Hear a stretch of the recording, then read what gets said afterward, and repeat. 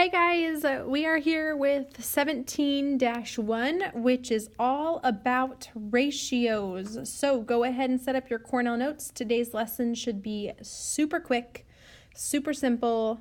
Just make sure you have everything written down. We're going to start with our learning target here. We are going to, by the end of this lesson, understand what a ratio is and what a ratio can look like, because it can look like a few different things, and you will see exactly what I'm talking about in a quick second. So first off, let's go ahead and define ratio. I need to add some color to this puppy because it is way boring. Okay, a ratio is a comparison of two quantities or two numbers. So we know that a quantity is a number. So we're going to compare those two things. So for example, the stars on the flag to the stripes on the flag. We're talking about the American flag. The stars on the flag to the stripes on the flag. Now, if you don't know, there are 50 stars on the flag and there are 13 stripes on the flag.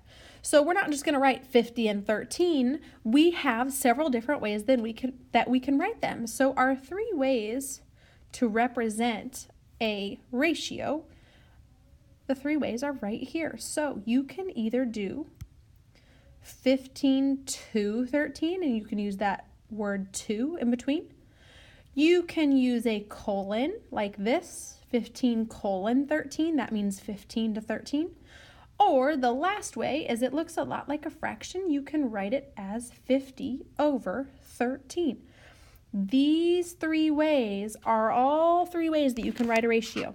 And you might see them written any of these ways on a test question or homework question or anything like that. Now, I write this little blurb here that I want you to include. It says a ratio can be written any of these ways, but you have to list the first item first. So I said stars on the flag to stripes on the flag. So I have to put that 50 first in my numbers, or on top of the fraction. You have to put it in the correct order or the ratio is incorrect. I couldn't put the 13 first because it didn't ask for the stripes first. It says stars to stripes. So I have to make sure I put it in the right order. That's the only thing you have to be really careful about. Now, the last little blurb here is a little bit of practice for us.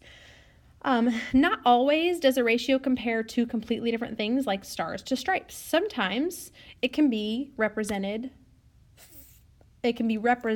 of parts and wholes. So for instance, we are going to use a class example. So if a class has 12 boys and 13 girls, we're going to answer a few of these questions below. First, it says write the ratio of boys to girls. Notice that boys is first, so we have to put the number of boys first, which is 12. So when I write this, I'm going to practice writing it all three ways. So boys to girls would be 12. That green's not pretty. Let's erase that. It's hard to read. We'll do red.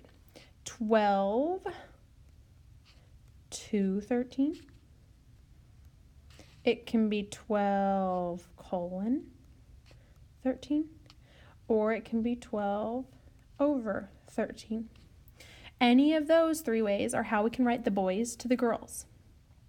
Now, the next one says the girls to the class, but it doesn't tell me the number in the class, but I know that everybody has to be a boy or a girl. So if I have 12 boys and 13 girls, how big is my class? Well, 12 plus 13 is 25. So I know that in the class, even though they don't tell me, the total is 25. So if I'm putting girls to class, I have to list the girl number first. So we're going to go ahead and put 13 to 25, or 13 to 25 with a colon, or 13 over 25 as our ratio that way. Now the last one, you go ahead and try this ahead of me. Class to the boys. Again, they didn't say outright that there were 25 kids in the class, but I know 12 and 13 gives me 25. And I have to list the class first. So go ahead and work a little bit ahead of me. If I'm doing this here, 25 to 12, or with our colon, or as our fraction ratio thing, 25 over 12. So now you know how to do it when there are two different things, or sometimes there's a part to a whole and we have to do a little bit of math to figure out what that whole is if they don't give it to us. So either way, you should know how to write it all three ways now. I know that was a really quick video, short and sweet and to the point, and we will practice more of these in class. So thank you for getting your video done. I appreciate it. We'll see you guys soon.